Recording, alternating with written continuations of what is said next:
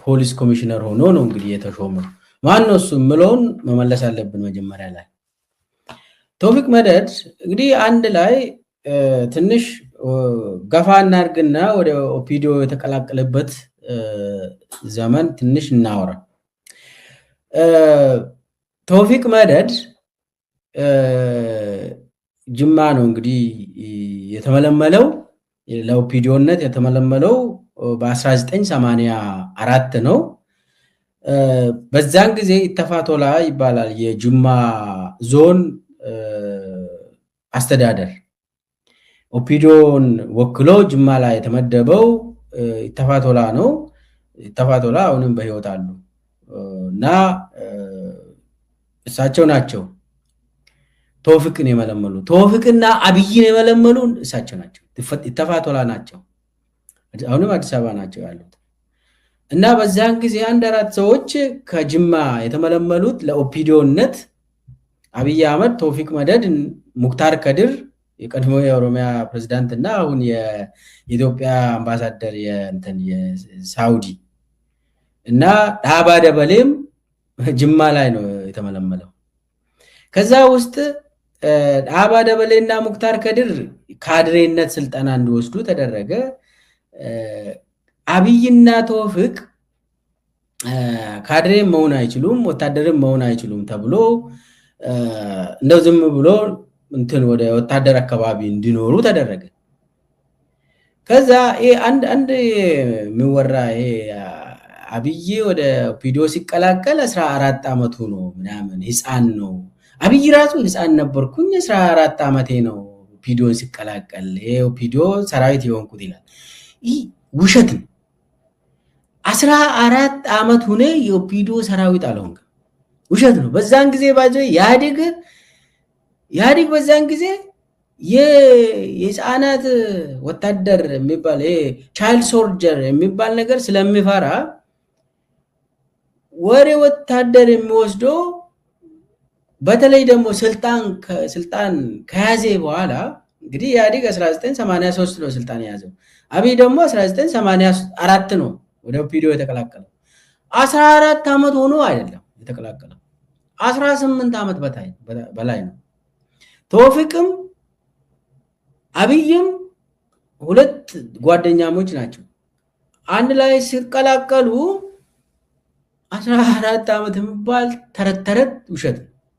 እንደው አብይ እኮ በዛን ጊዜ ወደ ኦፒዲዮ ሲቀላቀል ጺም ያለው ትልቅ ነው። እንግዲህ 14 ነኝ ይላል እሱ ዘበት ነው። እኔ በዛን ጊዜ የነበሩ ባለስልጣናትን ጠይቄያለሁ። መከላከያ ሰራዊት አባላትም ነበሩም በዛን ጊዜ አመራር ላይ የነበሩም ጠይቄያለሁ። ውሸት ነው። 14 ዓመት ሳይሆን አብይ ከ18 ዓመት በላይ ነው። ስለዚህ እሱ የሚያወራው በጣም ውሸት ነው።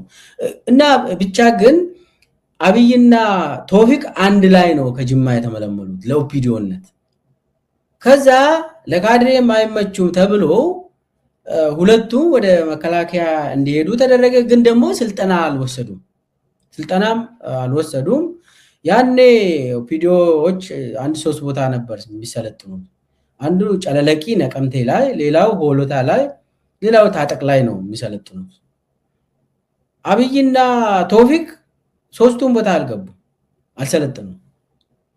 እና በኋላ እንግዲህ የኦፒዲዮ ታሪክ እሱን አሁን አላወራም። አብዛኛው የደርግ ባለስልጣናት ልብስ ቀይሮ ነው እዛ ውስጥ የገባ። እነኚህ ሰዎች በተለይ ቶፊቅ ነው እንግዲህ አጀንዳችን፣ አብይ አይደለም። ቶፊቅ ያው ወታደር ስልጠናም አልወሰደም፣ እዛ ዞር እያለ በመሃል እንትን መጣ። ይሄ ከራሽያ ዋዚ የሚባል ለወታደሮች የወታደር አዛዦች መኪና ገባ። ያዲግ በገፍ መኪና አስገባ ለወታደሮች የሚነዱት፣ በተለይ አመራር ላይ የነበሩ ወታደሮች የሚነዱት ዋዚ የሚባል መኪና አስገባላቸው።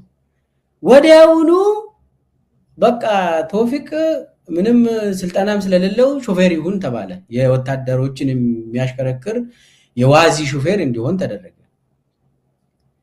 ከዛ ጀምሮ እድሜ ልኩ ሾፌር ነው ቶፊቅ። ከሹፌርነት ወደ ጥበቃ ያስገባው ለማ መገርሳ ነው። አንድ በአንድ መጣበታለሁ። እና ሾፌር ሆኖ የዋዚ መኪና ተሽከርካሪ ሆኖ የወታደር ኃላፊዎችን ሾፌር ሆኖ ማገልገል ጀመረ ቶፊቅ። እንግዲህ ወታደር ሳይሆን ሾፌር ሆኖ ተመለመለ። ከዚያ በኋላ ያኔ እንግዲህ ወታደሮቹ ደግሞ የ20ኛው መካናይዝድ ክፍለ ጦር የሚባል ነበር። እሱ ውስጥ ነው ሾፌር ሆኖ የሚያገለግለው። ከዛ የኢትዮ ኤርትራ ጦርነት መጣ። የኢትዮ ኤርትራ ጦርነት ሲጀምር እንግዲህ አመራሮችን አሽከርክሮ ሾፌር ስለሆነ ወደዛ እንዲሄድ ተደረገ። ከዛ ምንድነው የሆነ ጉድ ነው። ቶክስ ድምፅ ሲሰማ አንድ ቦታ መቆም አይችልም፣ ሮጦ ይጠፋል። የቶክስ ድምፅ መስማት አይችልም። እና አንዴ እንዳውም ፈርጥጦ መኪና ይዞ ከድንበር ወደ ኋላ መኪና ይዞ ጠፋ። ከዛ በኋላ ያዙትና ቀጡት። እንዳውም አንተ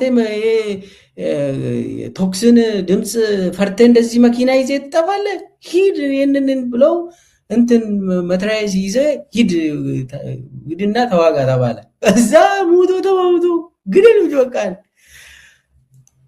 ከዛ ወደ ሹፍርናው መለሱት እና 3-4 ሰው የሚታወቁ ሰዎች አሉ በኢትዮ ኤርትራ ጦርነት ከኦፒዲዮ ወደዛ የሄዱት። እንደው የጦርነት የቶክስ ድምፅ ሲሰሙ የሚሸሹ የሚሮጡ 3-4 ሰዎች አሉ የሰማሁት። አንዱ ቶፊቅ ራሱ ሾፌር ነው። ሌላኛው አብይ አህመድ ራሱ መገናኛ ሬዲዮ ተሸካሚ የሆነው ማለት ነው። ከዛ አንድ ሌላ ስም ደግሞ መኮንን ከበደ የሚባል አለ። እሱም አሁን ደላላ ነው። እሱም በዛን ጊዜ በጣም የቶክስ ድምፅ አይችልም፣ ችሎ አንድ ቦታ አይቆምም፣ ይጠፋል። ሌላ አንድ ሰውም አለ ውጭ ሀገር አሁን ፓስተር ሆኖ የሚያገለግል ሰው አለ አሉ። ስሙም ባላነሳ ይሻላል፣ አሁን ስራውን እየሰራ ስለሆነ። እና 4 ሰው የቶክስ ድምፅ የመሳሪያ ድምፅ ከሰሙ ይጠፋሉ። እና በዚህ ሁኔታ ነው። እንዳውም አሁን እኮ ሲቀልዱበት ቶፊቅን ለማ እንግዲህ ለማ ምስኪን ነው፣ ጠባቂው አድርጎ ሲሾም ለማ የሰውዬ እኮ የቶክስ ድምፅ ሲሰማ የሚፈረጥጥ ሰው እንዴት ነው አንተን የሚጠብቀው ብሎ ሰው እንደው እንትን ይላሉ፣ ይቀልዳሉ። እኔ የሚፈራ ሰው አይደለሁም ይላል ለማ። ህዝብ ስለሚወደኝ ቶፊቅ አይደለም የሚጠብቀኝ ህዝቡ ነው የሚጠብቀኝ ይላል ለማ። እውነትም ደግሞ በኋላ መጣበታለሁ ለማን ለመግደል ቶፊቅ ሲሞክር ማን እንዳዳነ በኋላ ነግራቸዋለሁ። በኋላ ትንሽ የቶፊቅ ግድያ ሙከራዎችንና እሱ የገደላቸው ሰዎችን ሲዘረዝር እሱ ውስጥ አነሳለሁ። እና ለማ ምን ብሎ መለሰ? እሱ እኮ አይደለም ቶፊቅ አይደለም የሚጠብቀኝ ህዝቡ ነው የሚጠብቀኝ ብሎ ትክክለኛው መልስ ሰጠ። እና ቶፊቅ እንደዛ ያለ እንግዲህ ከኢትዮ ኤርትራ ጦርነት ዛም ፈርቶ በኋላ ሾፌር ሆኖ በቃ ወደ ማዕከሉ ወደ አዲስ አበባ እንዲመለስ ተደረገ። ተመለሰ። ከዛ በኋላ ምንድነው የሆነው? ቀጥታ የባለስልጣን ሾፌር ሆኖ እንዲያገለግል ከመከላከያ ራሱ እንዲወጣ ተደረገ። መከላከያ ውስጥ ይሄ ሰውዬ አይጠቅምም፣ አየን እኮ ባድሜ ላይ እንትን መኪናውን ይዞ ሲጠፋ፣ ስለዚህ ወደ ባለስልጣን ወደ ፖለቲከኛ ይግባ ተባለ። ከዛ በኋላ ያኔ ትንሽ ቆይቶ ደግሞ አባዱላ ፕሬዝዳንት ሆኖ ተመረጠ። የኦሮሚያ ፕሬዝዳንት ሆኖ ትንሽ ቆይቶ ተመረጠ። ከዛ የአባዱላ ፕሬዝዳንት ሆነ፣ የአባዱላ ሾፌር ሆነ። ቅርታ የአባዱላ ሾፌር ሆኖ ስራውን ጀመረ። በቃ ቢዝነስ ውስጥ ገባ፣ ተመቸው። በቃ ከዛ በኋላ እንግዲህ የሚሰራው ያው ኮንትሮባንድ ስራዎችን ይሰራል እና ለባለስልጣናት የማይሆን ነገር ለመናገር ራሱ የሚከብድ ሴቶችን ያቀርባል። እንዲህ አይነት ስራ ነው ሲሰራ የነበረው። ከዛ እንግዲህ እያለ አባዱላ ጋር ነው የቀጠለው። ሀብት አፈራ፣ ጅማ ላይ ፎቅ ሰራ፣ መዓት ቢዝነስ ውስጥ ገባ፣ ቡና ኮንትሮባንዲስት ሆነ፣ ሚሊዮነር ሆነ። አባዱላ ወደ አፈጉባኤም ሲሄድ ከሱ ጋር ወደ ፓርላማ አፈጉባኤ ገባ፣ አብሮ ነው የሚሄዱት። ከዛ እያለ ወደ እንግዲህ ወደ አሁኑ ወደ ለውጡ ሲመጣ ከለውጡ ጋር ተቀላቀለ። እንግዲህ እነ ለማ መገርሳ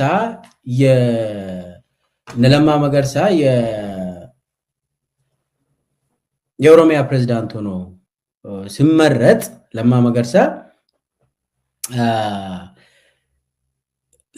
ለማ የራሱን ጠባቂ አድርጎ ወሰደ። ቶፊቅን የራሱ ጠባቂ አድርጎ ወሰደ። ከዛ ምንም አይነት ትምህርት የለውም፣ ሙያ የለውም፣ አልሰለጠነም። እንደውም መጽሐፍ ማንበብ ሁሉ ብዙ አይችልም እና ምንም አልተማረም። ትምህርት ማስረጃ የለውም። አብይ እንኳን 7ኛ ክፍል ነው ያቆምኩት ምናምን ይላል። የኛ ደግሞ ምንም አይነት የለውም እና ፖሊስ ምናምን ደረጃ እንዲበላ ደሞዝ ምናምን ተደረገ። ወደ ጥበቃ ገባ። የአብይ የለማ ከፍተኛ ጠባቂ ሆኖ ለማ ወደ ራሱ ወሰደ። አስቡ እንግዲህ ኦልሬዲ አብይና ቶፊቅ በጣም ከጅምሩ አብሮ እንደነበሩ መታወቅ አለበት። ሲመለመሉ ጀምሮ አብሮ እንደነበሩ ይታወቃል። እና ያው አብይ ራሱ ነው ደግሞ ቶፊቅን ውሰድ፣ ቶፊቅ ጥሩ ሰው ነው፣ ያንተ ጠባቂ መሆን ያለበትም ቶፊቅ ነው ብሎ ለማን እንዲጠብቅ ያደረገው አብይ ራሱ ነው። የአብይ ምክርን ወስዶ የራሱ ጠባቂ ያደረገ ለማ፣ የራሱን ገዳይ የራሱ ጠባቂ ያደረገ። አስቡ። በኋላ ነግራችኋለሁ ስንት ጊዜ ግድያ ሙከራ ለማ ላይ እንደተፈጸመ ነግራችኋለሁ። አንድ ቀን ለማ መናገር ይችላል። ዛሬ በህይወት አለ፣ እንገናኛለን። እንግዲህ በአብይ ሬኮሜንዴሽን ቶፊቅ ጥሩ ሰው ነው፣ እሱ ነው አንተን የምጠብቅ ብለው ለማ የዋ በመሆኑ የራሱ ጠባቂ አድርጎ የወሰደው የራሱን ገዳይ እግዚአብሔር ነው ለማን የሚጠብቀው ባይዘው። እና በዛ መሰረት ምን ሆነ መሰላችሁ? አብይ ወደ ስልጣን መጥቶ በ3ኛ ወሩ ክረምት ውስጥ አብይ ሚያዝያ አካባቢ ነው ስልጣን የኢትዮጵያ ጠቅላይ ሚኒስቴር የሆነው ሐምሌ ውስጥ ለማ መገርሳ ሞጆ ላይ ስብሰባ ነበር። ሞጆ ላይ የከተማ ከንቲባ የሞጆ ከተማ ከንቲባ ጠርታ እዛ የሆነ ምረቃ ነበር። እዛ ለመሳተፍ ሂዶ ስብሰባን እየመራ እያለ ሌሎቹ የለማ መገርሳ ጠባቂዎች መጥተው ለማ ተነስ፣ ውጣ፣ እንግባ ብሎ እጁን ይዞ በፍጥነት ወጡ። ይዞ ገቡ ወጡ።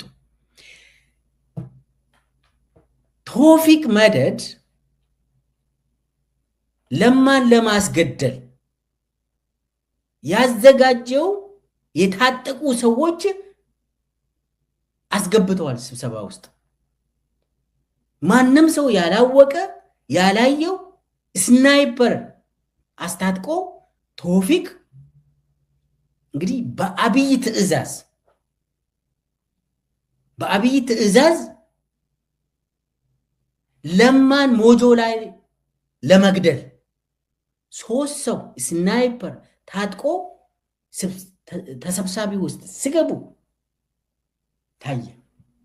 ወደ አዳራሹ ሲገቡ ታየ። ማን ነው የሚያየው? አንዱ ልጅ ከቲም ነው እንግዲህ አንድ ቲም ነው ለማን የሚጠብቁት። ቶፊቅማ የዚህ አደራጅ ስለሆነ ምንም አላወራም።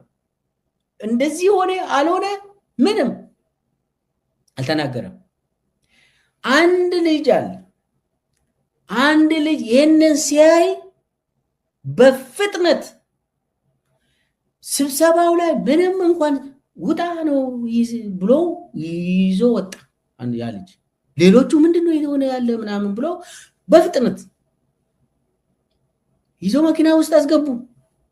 ቶሎ አዲስ አበባ ቤቱ እንዲገባ፣ እንዳውም ጽፈት ቤቱ እንዳይገባ ቤቱ ቀጥታ ቤቱ እንዲገባ ተደረገ። ከዛ እነኚህ 3ቱ ሰዎች ደግሞ እንዲያዙ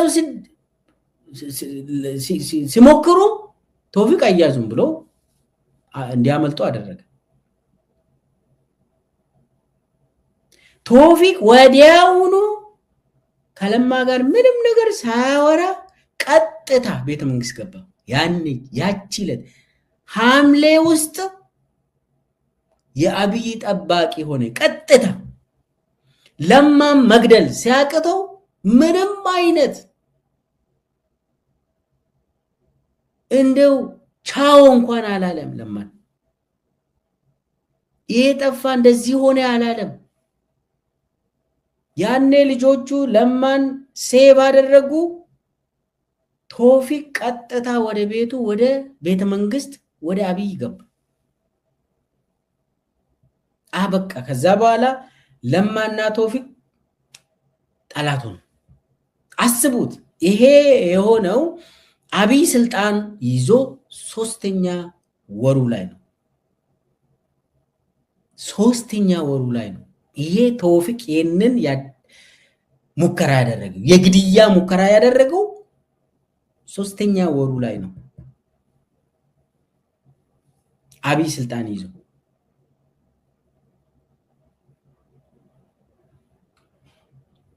ተመልከቱ። እንግዲህ ያ ልጅ ይሄንን አይቶ ለማን ነፍሱን ያዳነ ልጅ ዛሬ ከነትጥቁ የኦሮሞ ነፃነት ሰራዊት ውስጥ ገብቷል። እኔ አውቀዋለሁ። የአምቦ ልጅ ነው። ልጁ በደንብ አውቀዋለሁ። ልጁን አውቀዋለሁ። ለማ ከሀገር ሲወጣ እሱ ደግሞ ቀጥታ የኦኤልኤ ሰራዊት ተቀላቀለ።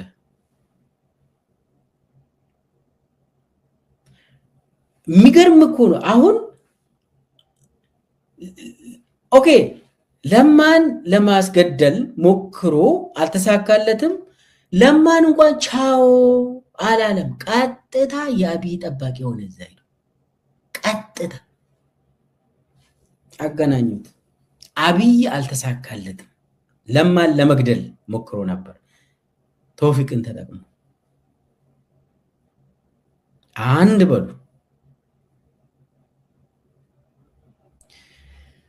ሁለተኛ ከዛ በኋላ ደግሞ ለማ የራሱን ጠባቂ ቀየረ፣ ሌላ ሰው አደረገ። ቶፊቅ ደግሞ የቤተ መንግስት ዋና ቁንጮ ሰው ሆነ። የአብይ ዋና የጸጥታ ኃላፊ ሆነ። ሪፐብሊካን ጋርዱን የሚመራ እሱ ነው። ኤቭሪቲንግ። ከዛ ምንድን ነው የሆነው? ደመላሽ ገብረ ሚካኤል ጋር ተነጋግሮ ቶፊቅ አሁንም የለማን ሰራተኛ ይዘው መርዝ እንዲበላ ሞከሩ። የለማን ሰራተኛ እንዴት ነው የሚይዙት? ከጠባቂው ከአንዱ የለማን ጠባቂ ያዙት። የአንዱን እንግዲህ የኦሮሚያ እንትን ነው፣ የኦሮሚያ ፖሊሶች ናቸው ለማን የሚጠብቁት። ከነሱ ውስጥ አንዱን ያዙ። አንዱን ይዘው የለማ ሰራተኛን በደንብ እንትን በልና በሷ በኩል ሰውየውን እንገላገል፣ ለማን እንገላገል ብሎ ያ ልጅ የለማ ሰራተኛ እህል የምታቀርበው ጋር ደርስ እንትን ብሎ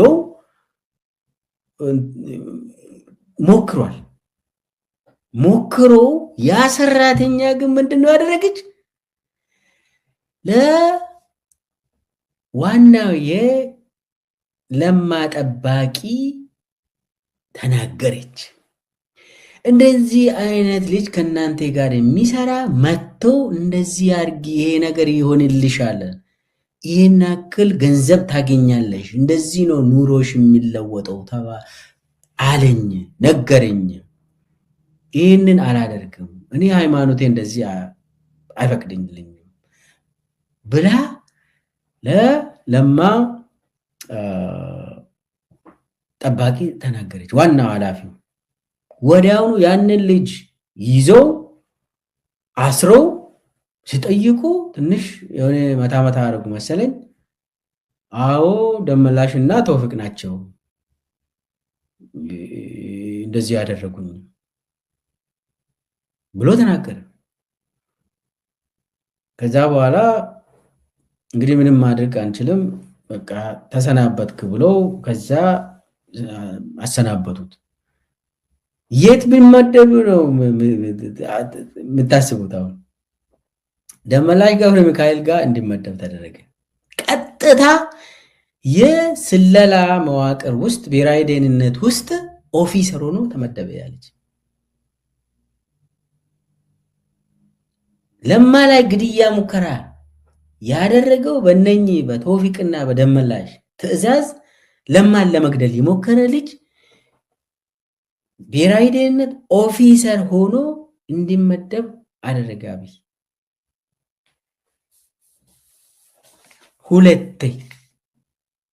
ሁለቴ ለማን ለመግደል ሙከራ ተደረገ። የሁሉ አሁን ልክ ለማ እንዳለው ለማን የሚጠብቅ ህዝብ ነው እንጂ ጠባቂዎቹ አይደለም።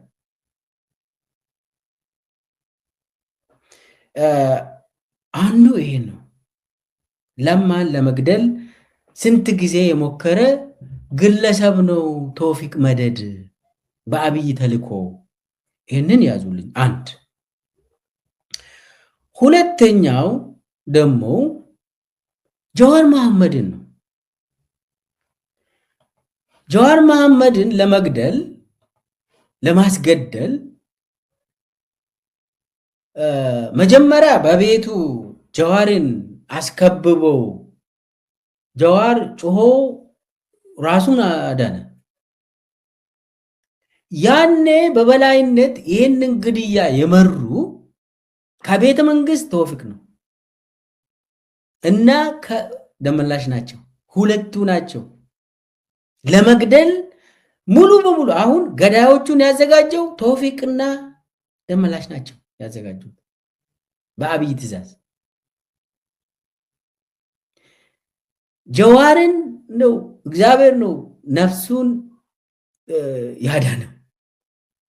ግርግር ፈጥሮ ሊገሉት ነበር። ይህን ጀዋር ተረስቶ ነበር። ያንን የመራ በበላይነት ከቤተ መንግስት የመራው የግድያ ሙከራውን ተውፊቅ መደድ ነው። ይሄ ነገር የሆነው መቼ ነው? ብልጽግና ስመሰረት ልክ እዛ ሳምንት በሳምንቱ ነው ብልጽግና የተመሰረተው ኖቬምበር ውስጥ ነው። ጀዋር ደግሞ የግድያ ሙከራ የተሞከረበት ኦክቶበር ነው። አንድ ወር ልዩነት አለ። ያንን የመራ ሰውዬ ከቤተ መንግስት ያንን ግድያ የመራ ሰውዬ የግድያ ሙከራ ነው የመራ ሰውዬ ተውፊቅ መደድ ይባላል። ዛሬ አዲስ አበባ ሙሉ በሙሉ እንዲቆጣጠር የተደረገ ሰውዬ ነው። ለማን ለመግደል የሞከረ ጀዋርን ለመግደል የሞከረ ሰውዬ አሁን አዲስ አበባን ምን ለማድረግ በኋላ መጣበታለሁ። አንድ ይሄ ነው። ሌላው ደግሞ በጣም አስከፊው ደግሞ የሃጫሉ ሁንዴሳ ግድያን ተከትሎ የሃጫሉ ሁንዴሳ ግድያን በተመለከተ እሱ ውስጥ አልገባም። እሱ ትልቅ ነው። እሱ በጣም ሰፊ ነው። ግን ኦልሞስት ጨርሻለሁ መሰብሰብ ያለብኝን መረጃዎች። እኔም ማላውቀውም ብዙ ነገር ስለነበር ያንን እያደራጀው ነው። ግን እሱን ዛሬ አላወራም። የሃጫሉ ግድያን ተከትለው ጀዋርና በቀለን በዛችው ቀን ለመግደል ተውፊቅ ትዕዛዝ ወስደው ነበር። ሙከራ አድርጓል። እንግዲህ እንደምናስታውሰው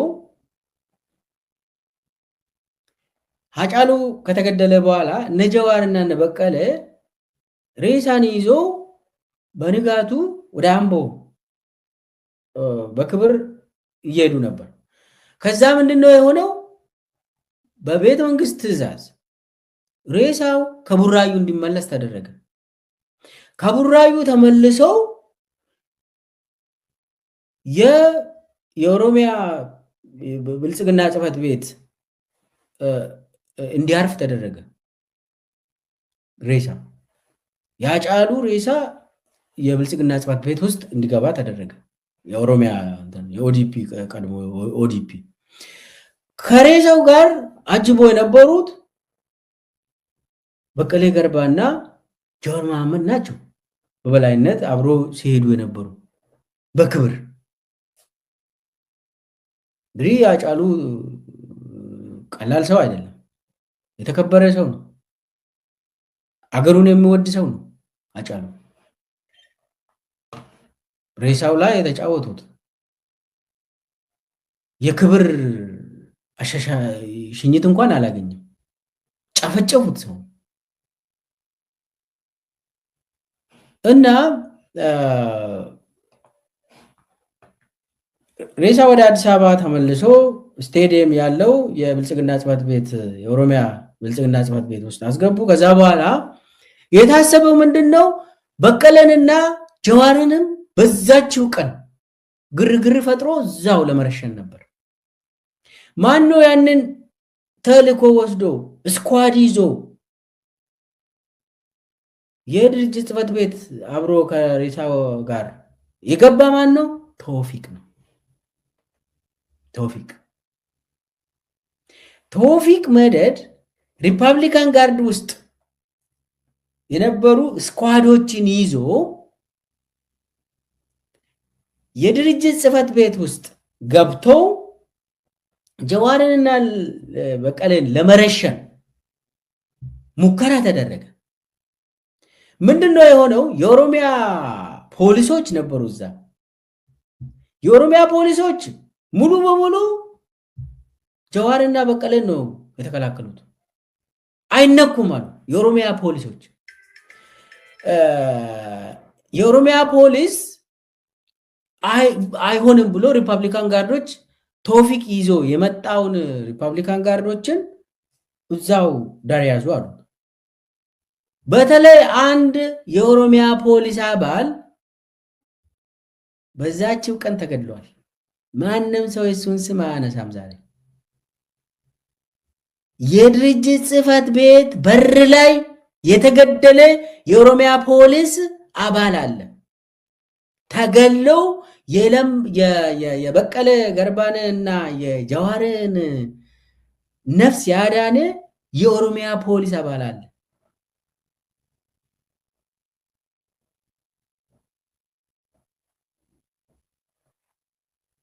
ቶፊቅ ይዞ